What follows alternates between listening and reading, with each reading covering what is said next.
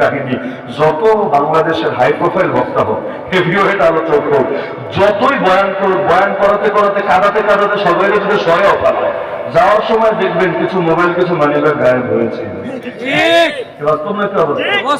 আজকে আমার দুই অভিজ্ঞতা বলি। মেজরটিরা মাহফিল করে গেলাম শাহ গরম দেওয়ান রহমাতুল্লাহ আলাইহির ওই মাদ্রাসায়। তো এখন যাওয়ার পর আমাদের জানালো কমিটি হুজুর শুধু আপনার কাছে যারা মুসাফার করতে এসেছে ওই নামার সময় আর কি, এখান থেকে 7 মোবাইল ধরা হয়েছে।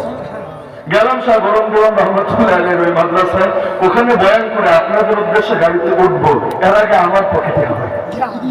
অন্য মানুষ তো পরের কথা, এখন আমারটাই বিশেষভাবে পছন্দ করেছে। এখন আপনি ধরতে পারে নাই, দৌড়াতে দিয়েছে, দৌড় খেয়ে ভেঙেছে। এখন যেই খাম দিয়েছিল স্টেজে মহব্বত করে, ওইটাই আবার তোরের পছন্দ হয়েছে। মোবাইলটাও ধরেছে, নিতে পারে নাই, তার পেরে গেছে, খাম গায়েব করে দিয়েছে।